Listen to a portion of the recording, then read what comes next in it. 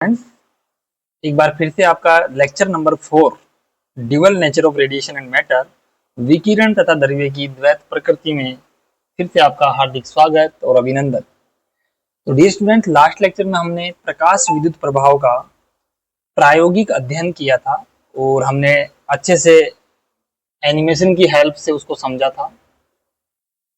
आज हम उसी के बेस पे उसी को आगे बढ़ाते उसकी जो भी प्रायोगिक परिणाम हमारे सामने आते हैं उनके हम ग्राफ्स बनाएंगे और ये जो ग्राफ हैं वो बहुत इंपॉर्टेंट होने वाले हैं आपके एग्जाम के लिए। तो इन ग्राफों को आप अच्छे से बनाइएगा, समझिएगा, ठीक है। तो बढ़ते हैं अपन आगे की तरफ। तो अब देखिएगा बच्चों, हमारे पास ये एनिमेशन है जो कि मैंने लास्ट लेक्चर में भी आपको बहुत अच्छे से और डिटेल में समझाया था। इसको देखिएगा, ये चैप्टर बच्चों बहुत ही कंसेप्चुअल है, इसको समझना आपको पड़ेगा। ध्यान से आप समझिए, मैं क्या कर रहा हूं, फ्रीक्वेंसी जो आवर्ती है मैंने उसको, तो हमने कल दो चीजें देखी थी, एक तीव्रता और एक आवर्ती। ये दोनों चीजें बहुत इंपॉर्टेंट है बच्चों, सारा खेला इन्हीं का ही है इस चैप्टर के अंदर। तो आपको मैंने कल बताया था कि जो तीव्रता है वो प्रकाश उत्सर्जक जो इलेक्ट्रॉन है उनको उत्सर्जित करवाने के काम आती है, लेकिन तीव्रता भी कब काम करेगी, जब आवर्ती हमारी एक मिनिमम आवर्ती से अधिक होगी, यानी कि देहली आवर्ती से अधिक होनी चाहिए। तो क्या करना है, जैसे मान लो मैं आवर्ती को कर रहा हूं कम, अब उधर लाल कलर की जो आवर्ती वो सबसे कम होती है।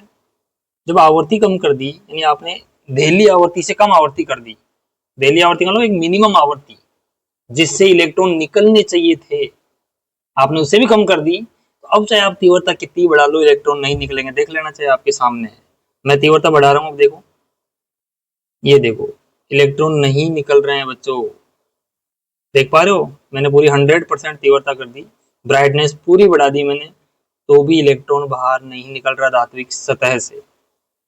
इसका मतलब जो इलेक्ट्रॉन को निकालने वाला जो फैक्टर है वो तीव्रता नहीं। तो बच्चों, तीव्रता चाहे हम कितनी बढ़ा लें, अगर आवर्ती हमारी देहली आवर्ती से कम है तो हम इलेक्ट्रॉनों को धात्विक सतह से नहीं निकाल सकते, ये आप जान गए होंगे। अब मैंने क्या करी, आवर्ती जो हमारी पहले यहाँ थी अब उसको मैंने बढ़ा दिया है थोड़ा, और इस देहली आवर्ती से अधिक आवर्ती मैंने कर दी है। सपोज करो यहाँ पर देहली आवर्ती से अधिक आवर्ती हो गई। अब हम क्या करते हैं, तीव्रता बढ़ाते हैं। तीव्रता बढ़ा रहा हूँ, देखना आपके सामने इलेक्ट्रॉन बाहर आ गए हैं, देख लो 20% करते ही इलेक्ट्रॉन बाहर आ रहे हैं। अब देखना जितनी तीव्रता बढ़ाऊंगा, अभी देखो तीव्रता 21% पे है, तो आप देखो इलेक्ट्रॉन कितने निकल रहे होंगे, 3 या 4, दो एक दो एक दो एक दो इलेक्ट्रॉन निकलते जा रहे हैं। जैसे तीव्रता बढ़ाऊंगा नंबर ऑफ इलेक्ट्रॉन्स बढ़ते जाएंगे, इलेक्ट्रॉनों की संख्या बढ़ेगी, देखना। अब देखना इलेक्ट्रॉन कितने निकलते हैं, अब देखो इलेक्ट्रॉन का झुंड आएगा अंदर से। मैं पूरी तीव्रता बढ़ा देता हूँ 100%। अब देखिए इलेक्ट्रॉन का गुच्छा आ रहा है एक साथ, कितने electron, large number of electron बाहर आ रहे हैं धात्विक सतह से। इसका मतलब इलेक्ट्रॉनों की संख्या तीव्रता पे डिपेंड करती है, ना कि आवर्ती पे।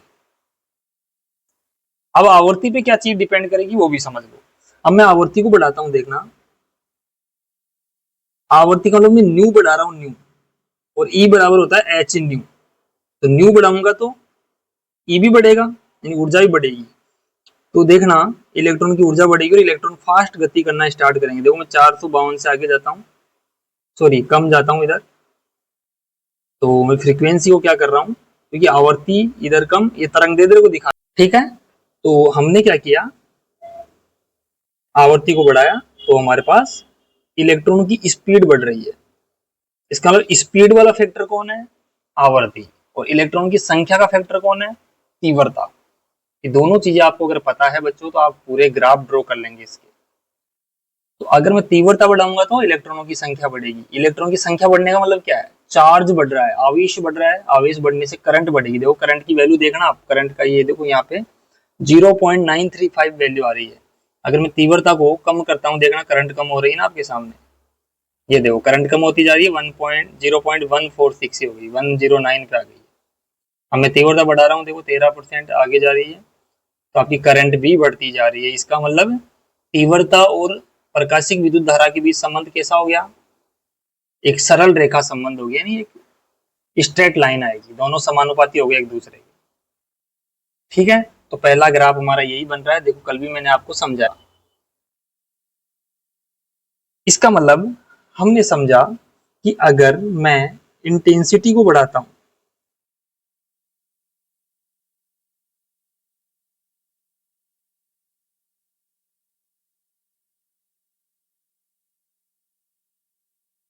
अगर मैं इंटेंसिटी यानी कि तीव्रता, हिंदी में कहते हैं तीव्रता को मैं बढ़ाता हूं, तो मेरे पास इलेक्ट्रॉनों की संख्या बढ़ती है। तीव्रता बढ़ाने से क्या होता है? प्रकाश यानी ब्राइटनेस बढ़ती है। ब्राइटनेस आप इसको कहीं लिख लेना, नोट से मत लिखना ऐसे। ब्राइटनेस बढ़ती है और ब्राइटनेस बढ़ने से प्रकाश में जो फोटोन है उनकी संख्या बढ़ती है। प्रकाश के फोटोन की संख्या बढ़ती है, और जितने फोटोन बढ़ेंगे वो उतने ही इलेक्ट्रॉनों को बाहर निकालेंगे। इसका मतलब अल्टीमेटली क्या होगा? धातु के अंदर जो निकलने वाले इलेक्ट्रॉन है, ये वाले, इनकी निकलने की संख्या बाहर क्या होती जाएगी? बढ़ती जाएगी, यानी कि इलेक्ट्रॉनों की संख्या बढ़ेगी, संख्या बढ़ेगी। और अगर संख्या बढ़ेगी, इलेक्ट्रॉन क्या है? एक आवेश ही तो है, चार्ज, नेगेटिव चार्ज।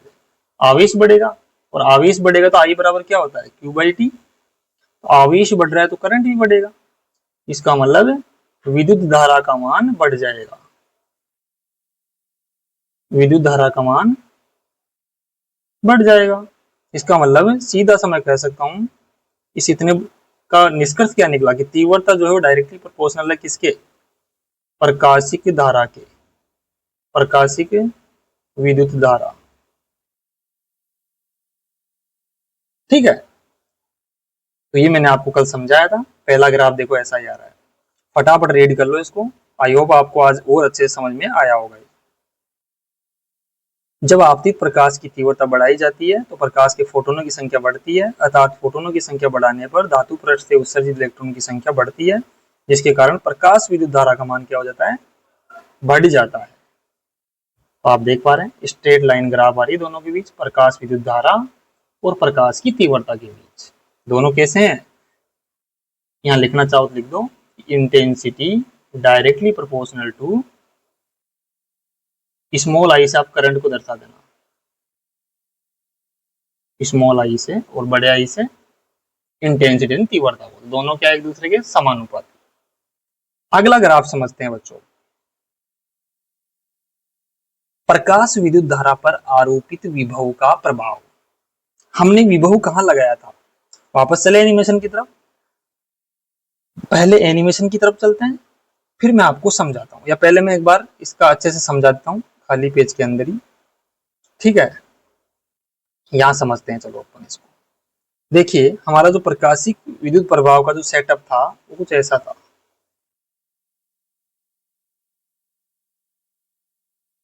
आराम से समझो, जल्दीबाजी बिल्कुल नहीं करनी है। ऐसा था हमारा सेटअप। यहाँ हमने एक बैटरी लगाई थी, मैं शॉर्ट डायग्राम बना रहा हूँ। अब मुझे बताओ ये पोटेंशियल विभव क्या कर रहा था? कल भी आपने समझा था विभव क्या कर रहा था। मान लीजिए वोल्टेज लगा दिया आपने, इधर पॉजिटिव है इधर नेगेटिव। ये कौन सी प्लेट है? कैथोड, और ये एनोड। देखना, जब आपने यहाँ से पराबैंगनी प्रकाश डाला था, यानी लाइट प्रकाश डाला, तो इलेक्ट्रॉन क्या हुए थे? बाहर आए थे, और कहाँ तक पहुंच रहे थे? एनोड तक पहुंच रहे थे, और सर्किट को क्या कर रहे थे? कंप्लीट कर रहे थे। और जैसे ही सर्किट कंप्लीट होगा तो विद्युत धारा का फ्लो होगा, जिसको हमने एमीटर से माप लिया था। तो मैं क्या कर रहा हूँ, ये जो वोल्टेज दिख रहा है आपको, इसको मैं बढ़ाऊंगा। जैसे ही बढ़ाऊंगा तो आप देखोगे इधर जा रहा है नेगेटिव चार्ज, तो इस एनोड वाली प्लेट पे क्या आ जाएगा? Negative charge. या पहले ऐसा करो, आप ध्रुवता बदल लो दिक परिवर्तक की सहायता से। इधर आप पॉजिटिव कर लो और इधर नेगेटिव कर लो। पहले पॉजिटिव विभव समझते हैं। पॉजिटिव जाएगा एनोड की तरफ, तो यहाँ इस प्लेट पे पॉजिटिव चार्ज आ जाएगा बहुत सारा। इधर जा रहा है नेगेटिव, इस तरफ आ जाएगा बहुत सारा नेगेटिव चार्ज। तो मुझे बताना नेगेटिव नेगेटिव में क्या होता है? प्रतिकर्षण। और पॉजिटिव नेगेटिव में आकर्षण। तो मुझे बताओ, अगर एनोड प्लेट पे पॉजिटिव चार्ज आ गया तो क्या होगा?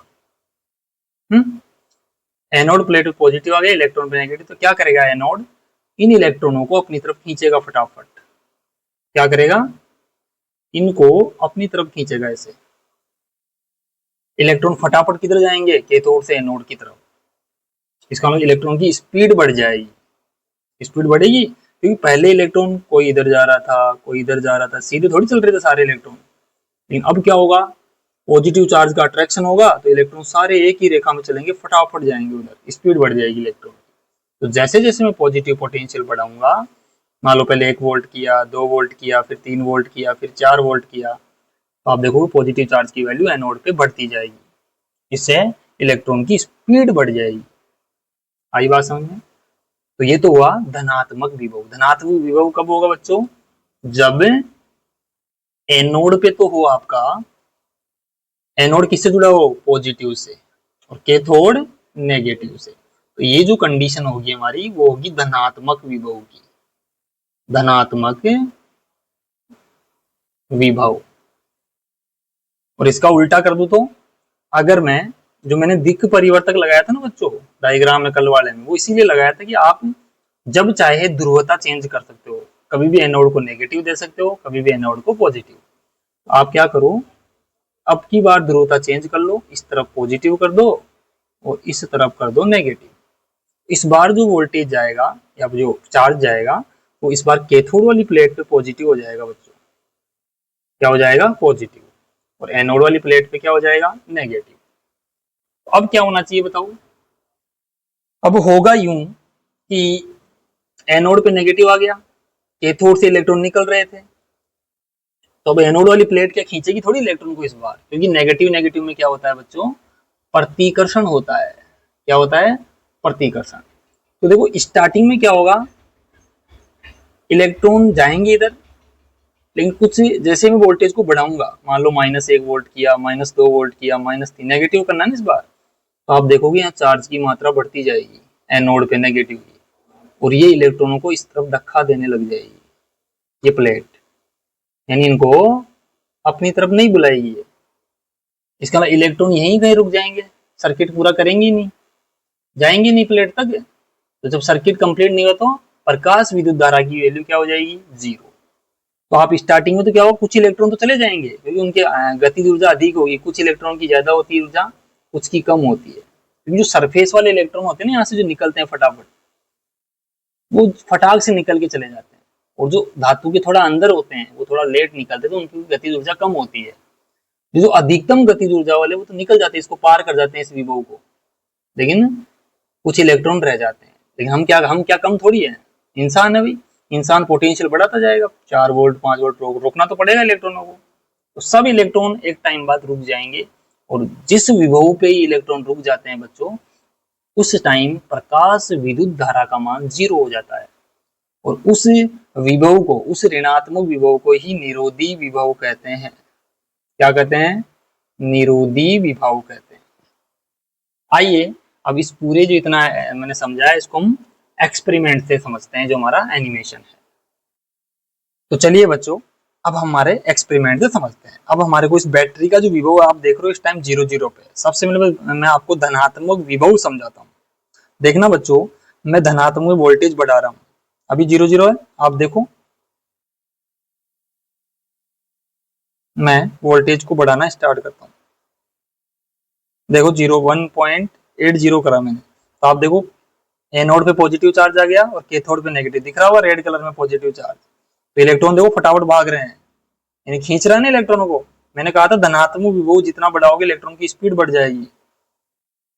देखिएगा, देखिए कितना बढ़ रहा है। बट आप देखो करंट पे इफेक्ट नहीं आ रहा है, करंट तो उतना ही है, करंट फिक्स है, देखो 1.249। इलेक्ट्रॉन की स्पीड बढ़ने से करंट नहीं बढ़ता है, करंट तो तब बढ़ता है जब इलेक्ट्रॉनों की संख्या बढ़े, और संख्या कौन बढ़ाता है? तीव्रता बढ़ाती है। समझ पा रहे होंगे? तो आपने देखा स्पीड बढ़ा है, और इलेक्ट्रॉन अलाइन हो गए एक ही रेखा के अंदर। देखिएगा कितने फास्ट जा रहे हैं इलेक्ट्रॉन फटाफट। तो ये तो था धनात्मक विभव। इसका मतलब एनोड पे पॉजिटिव और कैथोड पे नेगेटिव होगा, उस टाइम धनात्मक विभव होगा। अब चलते हैं हम नेगेटिव, इसको करता हूं मैं वापस जीरो लाता हूं, ये जीरो ले आया मैं इसको, तो वापस इलेक्ट्रॉन अपनी उसी स्पीड में चलने लगेंगे। अब मैं इसको नेगेटिव की तरफ ले जाता हूँ, देखो -0.20 लाया मैं, इस बार देखना एनोड पे नेगेटिव चार्ज आएगा और कैथोड पे पॉजिटिव, उल्टा हो गया ना। अब देखना इलेक्ट्रॉन रुकना स्टार्ट होंगे धीरे धीरे, देखो इलेक्ट्रॉन वापस आ रहे हैं, कुछ इलेक्ट्रॉन जा रहे हैं अभी भी, मैंने कहा था कुछ इलेक्ट्रॉनों की स्पीड बहुत तेज होती है तो वो इसको पार कर जाते हैं, इस ऋणात्मक विभव को। और देखना, तुम देखो तो देखते रहो करंट भी कम होता जा रहा है, क्योंकि इलेक्ट्रॉन एनोड तक पहुंच ही नहीं पा रहे। देखना देखना, अब देखिएगा मैं एक ऐसा विभव सेट कर रहा हूँ धीरे धीरे, इलेक्ट्रॉन को जाने नहीं दूंगा मैं, है ना। आप भी पकड़ के रखिएगा, इलेक्ट्रॉन को जाने मत दीजिएगा। एक ऐसा पोटेंशियल सेट कर रहे हैं अपन, ऐसा विभव नेगेटिव में सेट कर रहे हैं, इलेक्ट्रॉन जा ही नहीं पाए। देखिएगा देखिएगा, लेकिन अभी करंट जीरो नहीं हुआ है, करंट जीरो हो जाएगा उस विभव को हम निरोधी विभव बोलेंगे, स्टॉपिंग पोटेंशियल। स्टॉपिंग का मतलब स्टॉप करने वाला। थोड़ा सा और करते हैं, 0.098 करंट हो गई है, इस बार करंट जीरो जीरो हो गई है बच्चों। This potential is known as stopping potential, इसे ही मैं निरोधी विभव बोलूंगा। देखिए अब इलेक्ट्रॉन नहीं जा पाएंगे क्योंकि वो नेगेटिव चार्ज बहुत सारा इकट्ठा हो गया, वो इलेक्ट्रॉन को धक्का लगा रहा है। देखिएगा इलेक्ट्रॉन वापस रिपेल हो गए हैं, तो जो -4 वोल्ट है वो क्या कहलाएगा इस कंडीशन में, निरोधी विभव, स्टॉपिंग पोटेंशियल। इलेक्ट्रॉन को स्टॉप कर पा रहा है वो, इलेक्ट्रॉन को क्या कर पा रहा है, स्टॉप, और सर्किट कंप्लीट नहीं हो रहा है। करंट की वैल्यू आप खुद देख लो 0.000। इट मींस नेगेटिव में आपने पोटेंशियल लगाया तो करंट की वैल्यू जीरो हो गई, इसी विभव को हम निरोधी विभव बोलते हैं। लेकिन सुनना, अगर मैं आवर्ती और बढ़ा दूं, इलेक्ट्रॉन की ऊर्जा थोड़ी सी बढ़ा दूं, तो देखना इसको पार कर जाएंगी वो, इस इलेक्ट्रॉन को देखना आपके सामने, ये देखिएगा आवर्ती सीधा इफेक्ट डालती स्पीड पे, स्पीड बढ़ा रहा हूँ इलेक्ट्रॉन की मैं, यानी और एनर्जी दे रहा हूँ उनको मैं, ये देखो पार कर गए, करंट आ गई वापस। और मुझे और निरोधी विभव लगाना पड़ेगा क्योंकि स्पीड बढ़ा दी मैंने, तो उस स्पीड को रोकने के लिए और निरोधी विभव बढ़ाना पड़ेगा।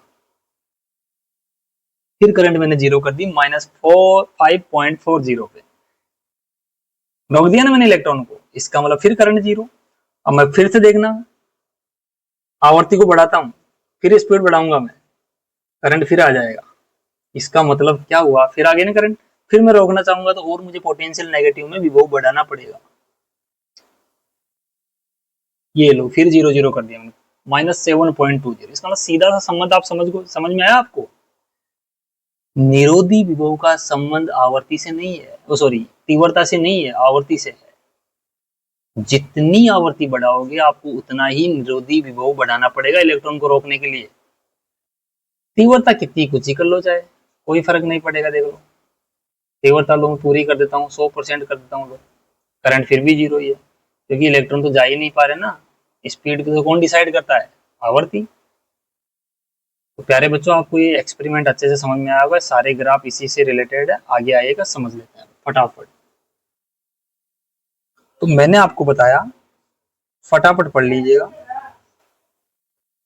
प्रकाश विद्युत धारा पर आरोपित विभव का प्रभाव। प्लेट कैथोड व एनोड, एनोड पर आरोपित धनात्मक विभव, कैथोड को नेगेटिव एनोड को पॉजिटिव, को बढ़ाने पर धारा का मान प्रारंभ में धीरे धीरे बढ़ता है, फिर धारा का मान स्थिर हो जाता है। इसी स्थिर धारा को संतृप्त धारा, सैचुरेशन करंट कहते हैं। अब कैथोड व एनोड की ध्रुवता बदलने पर, अर्थात ऋणात्मक विभव कैथोड पे पॉजिटिव एनोड पे नेगेटिव लगाने पर, धारा का मान धीरे धीरे कम होता हुआ शून्य हो जाता है। इसका मैंने आपको बताया था, जब विभव कुछ भी नहीं होगा ना बच्चों, जब पोटेंशियल का वैल्यू स्टॉपिंग, यानी कोई भी पोटेंशियल मान लो, कलेक्टर पोटेंशियल है ये, संग्राहक प्लेट पे पोटेंशियल दे रहे थे अपन, अगर विभव यहाँ जीरो भी है तो भी आप देख सकते हो करंट आपका कुछ ना कुछ आ रहा था। अगर विभव जीरो होगा तो भी कुछ ना कुछ करंट होगा, यानी आता रहेगा, देख लेना चाहिए, आप एक्सपेरिमेंट में दिखा सकता हूँ आपको मैं। देखिएगा अगर मैं पोटेंशियल को जीरो कर लेता हूँ,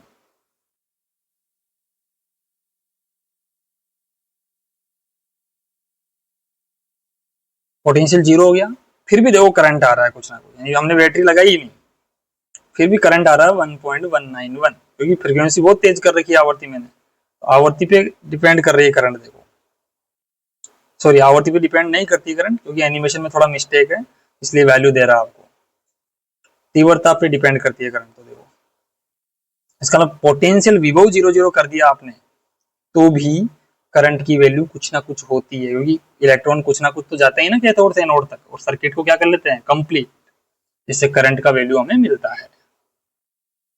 चलिए हम ग्राफ की तरफ चलते हैं।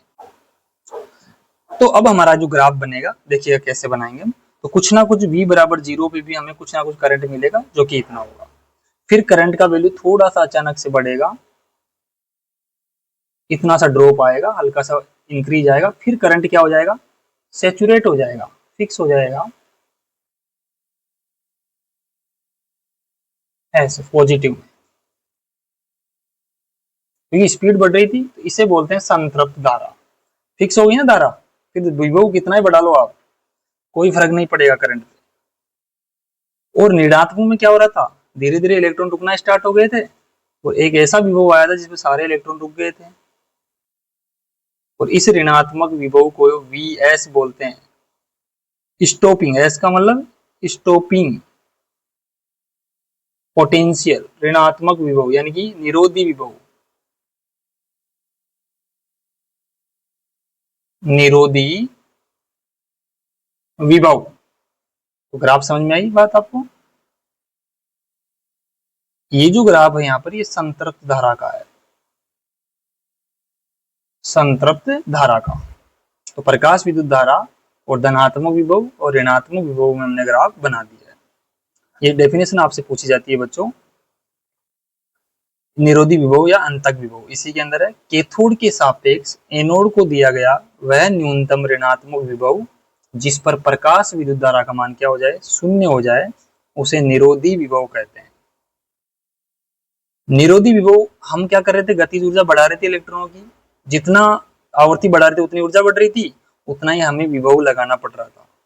ये गतिज ऊर्जा होती है, और ये चैप्टर नंबर 1 में आती है बच्चों कि किसी भी आवेश के कारण ऊर्जा कितनी होती है, तो Q इंटू वी होती है, Q की जगह मैंने E रख दिया और V की जगह VS, E इंटू VS ऊर्जा होती है, इतनी ऊर्जा हमें लगानी पड़ती है जब जाके इलेक्ट्रॉन रुकता है, तो हम ये बाहर से ऊर्जा लगाते हैं इतनी, ठीक है, ये फॉर्मूला याद रखें। आगे चलते हैं, निरोधी विभव पर प्रकाश की तीव्रता का प्रभाव, हमने देखा था तीव्रता का कोई प्रभाव निरोधी विभव पर नहीं पड़ रहा था बच्चों, जब आवर्ती को नियत रखते हैं अपन, आवर्ती को क्या रखेंगे, नियत रखते हैं, और तीव्रता को चेंज करते हैं। देखिएगा तो पहला आवर्ती मान लीजिए I1 पे आया, तीव्रता बढ़ाने से करंट तो बढ़ता है, ये तो आपको पता है, थोड़ी तीव्रता और बढ़ाता हूँ I2, करंट और बढ़ेगा, थोड़ी तीव्रता और बढ़ाता हूँ तो करंट और बढ़ेगा, तीव्रता से करंट बढ़ेगा, लेकिन तीव्रता पर क्या नहीं बढ़ेगा, निरोधी विभव, निरोधी विभव तो एक ही जगह जाएगा, निरोधी विभव तब चेंज होता है जब स्पीड चेंज हो, और स्पीड होती है आवर्ती से, तो आपका निरोधी विभव तो यहीं कहीं आ जाएगा, Vs स्टॉपिंग पोटेंशियल। तो तीव्रता यहाँ पर कौन कौन सी है, I3, I2, I1, सबसे ज्यादा I3, फिर I2, फिर I1। तीव्रता बढ़ाने से करंट बढ़ता है, ध्यान रखिए ना। तो ये आपकी प्रकाश विद्युत धारा, इधर प्रकाश विद्युत धारा, और इधर हमारे पास ये विभव है, ओके, और ये निरोधी विभव है। और इसमें हमने क्या करा है बच्चों, आवर्ती को नियत रखा है, इसमें ये लिखा हुआ भी है, आवर्ती यहाँ पर नियत रखी हुई है, ठीक है। तो ये हमारे पास तीव्रता का प्रभाव हमने देख लिया, करंट की वैल्यू बढ़ती जाती है। देखो करंट की जैसे जैसे वैल्यू बढ़ रही तभी तो ग्राफ ऊपर से ऊपर जाता जा रहा है, I1 का ग्राफ ये, I2 का ये है, I3 का ये, तो ग्राफ ऊपर जाता जा रहा है तीव्रता के हिसाब से।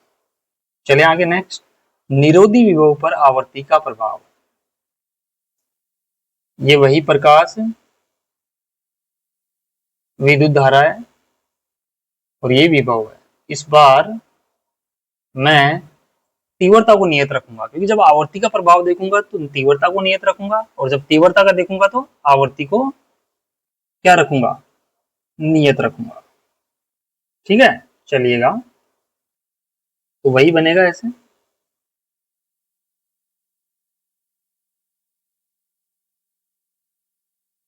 ओहो, सही नहीं बना। तो इस बार तीव्रता नियत नहीं, आई ही है, बस तीव्रता को आई मान लिया मैंने। I1 I2 I3 थोड़ी होगा, इस बार चेंज कर ही नहीं रहे अपन। लेकिन इस बार फ्रीक्वेंसी चेंज कर रहा हूँ, जैसे जैसे आवर्ती तेज चेंज करूंगा तो क्या होगा, स्पीड बढ़ेगी, और उतना ही निरोधी विभव बढ़ाना पड़ेगा। तो सपोज करो आवर्ती ν1 पे निरोधी विभव है V01।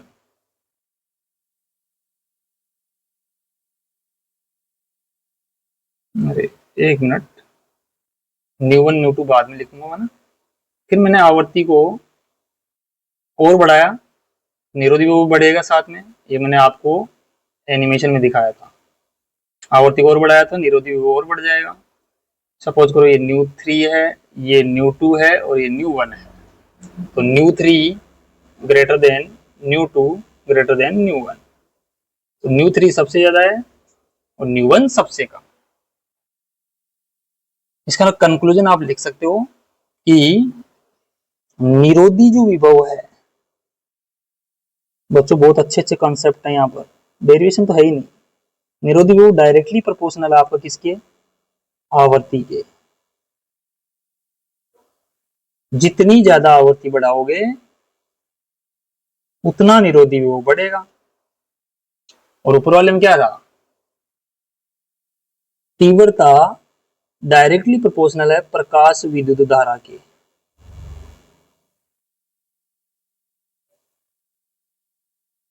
ये भी मैंने आपको समझा दिया है। ओके, तो ये ग्राफ आपको समझ में आएगा यो। अब देखो बच्चों, फटाफट कुछ पॉइंट्स हैं, इनको देख लो, एग्जाम में कई बार पूछे जाते हैं, जो कि अब तक हमने डिस्कस कर लिए हैं। प्रकाश विद्युत प्रभाव के संबंध में महत्वपूर्ण बिंदु। प्रकाश विद्युत प्रभाव के लिए प्रकाश की आवृत्ति देहली आवृत्ति से क्या होनी चाहिए, अधिक होनी चाहिए, मैंने बता रखा है। अर्थात देहली आवृत्ति से कम आवृत्ति पे इलेक्ट्रॉन बाहर आएंगे नहीं धातु से, तो कहां से हो जाएगा प्रकाश विद्युत प्रभाव, नहीं होगा। प्रकाश विद्युत प्रभाव धारा, प्रकाश विद्युत धारा प्रकाश की तीव्रता की क्या होती है, समानुपाती, हमने देखा है। अर्थात प्रकाश विद्युत धारा का मान तीव्रता पर निर्भर करता है, प्रकाश की आवृत्ति पर नहीं करता है। चले आगे, ये देखो मैंने अच्छा सा आपके लिए बना दिया है। प्रकाश की तीव्रता बढ़ाने का मतलब क्या है, प्रकाश के फोटोनों की संख्या को बढ़ाना। फोटोनों की संख्या जितनी बढ़ेगी, धात्विक सतह से इलेक्ट्रॉन की संख्या भी बढ़ती जाएगी। जितने ज्यादा इलेक्ट्रॉन होंगे तो आवेश बढ़ेगा, यानी चार्ज बढ़ जाएगा। जितना ज्यादा चार्ज होगा प्रकाश विद्युत धारा उतनी ही ज्यादा होगी। इसका मतलब है प्रकाश की तीव्रता का संबंध डायरेक्टली किससे है, प्रकाश विद्युत धारा से। ठीक है, चलिए आगे, और आवृत्ति को भी समझो। प्रकाश की आवृत्ति बढ़ाने का मतलब है, न्यू को बढ़ाने का मतलब क्या है, आपतित प्रकाश की फोटोन की ऊर्जा को बढ़ाना। एक बार ये हटा देता हूं मैं यहाँ से, क्या हुआ, एच न्यू है ना। ऊर्जा बढ़ाओगे न्यू बढ़ेगा, तो अगर न्यू बढ़ रहा है तो ये भी बढ़ेगा, ऊर्जा बढ़ेगी ना। ऊर्जा बढ़ने से उत्सर्जित इलेक्ट्रॉन की गति ऊर्जा बढ़ जाएगी। जितनी ऊर्जा प्रकाश को, आपतित प्रकाश को दोगे, उतना इलेक्ट्रॉन उतनी ऊर्जा को अवशोषित करेगा, और बाहर निकलेगा तो अधिकतम गतिज ऊर्जा से बाहर निकलेगा। ऊर्जा बढ़ेगी, गतिज ऊर्जा बढ़ेगी तो वेलोसिटी बढ़ेगी, वेलोसिटी बढ़ने से इलेक्ट्रॉन तेजी से चलेगा, तेजी से चलेगा तो इलेक्ट्रॉन को रोकने के लिए क्या करना पड़ेगा, उतना ही ऋणात्मक विभव लगाना पड़ेगा, जिसे हमने क्या बोला था, निरोधी विभव। अर्थात आवर्ती बढ़ाने पर निरोधी विभव भी बढ़ता है, जो कि हमने ग्राफ में देख लिया। निरोधी विभव का मान, ये क्या हो गया, प्रकाश लिखना है यहाँ पर ना। निरोधी विभव का मान प्रकाश की आवृत्ति पर निर्भर करता है, तीव्रता पर नहीं करता। प्रकाश के आपतन में व धातु के पृष्ठ इलेक्ट्रॉन के उत्सर्जन में कोई समय पश्चता नहीं होती। इसका मतलब क्या है, किसी भी मेटल के ऊपर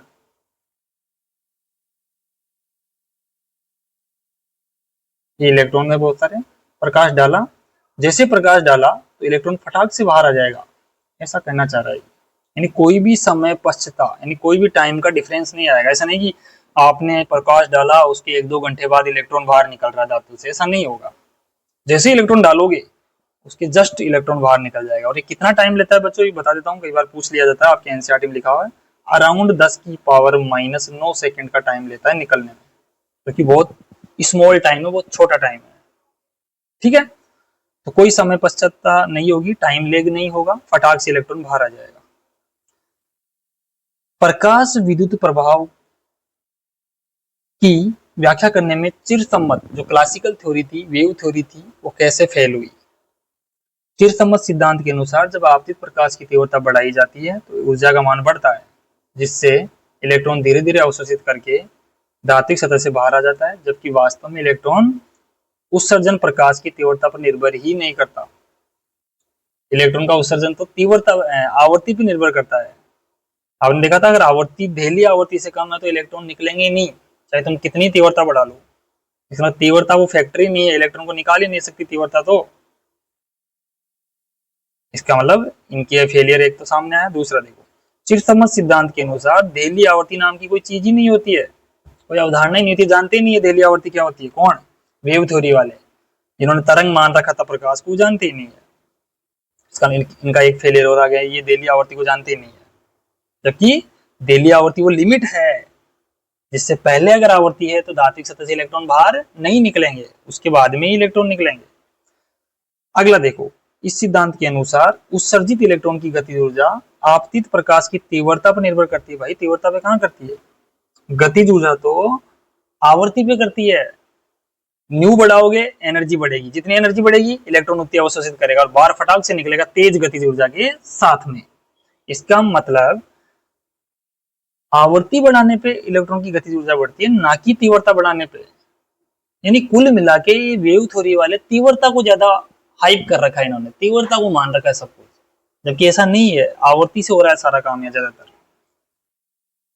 इस सिद्धांत के अनुसार प्रकाश के आपतन के पश्चात इलेक्ट्रॉन धीरे धीरे ऊर्जा को ग्रहण करेंगे। ये कह रहे हैं, कौन कह रहे हैं बात? वेव थ्योरी वाले। ऊर्जा को ग्रहण करेंगे, फिर धात्विक परत से बाहर निकलते हैं, जबकि वास्तव में प्रकाश के आपतन तथा इलेक्ट्रॉन उत्सर्जन में कोई समय पश्चातता नहीं होती है।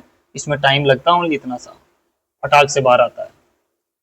तो ये कुछ फेलियर थे, कई बार एग्जाम में आता है कि प्रकाश विद्युत प्रभाव की व्याख्या करने में चिरसम्मत सिद्धांत कैसे असफल रहा। तो आपके चारों पॉइंट अच्छे से नोट डाउन करके आने हैं।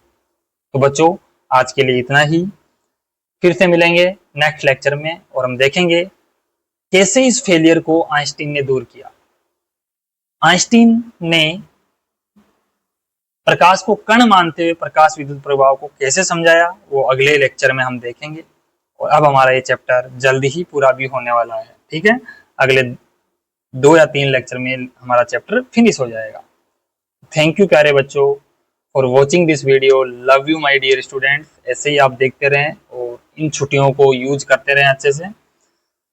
ठीक है, तो okay, thank you again, thank you, bye bye, love you all my dear students.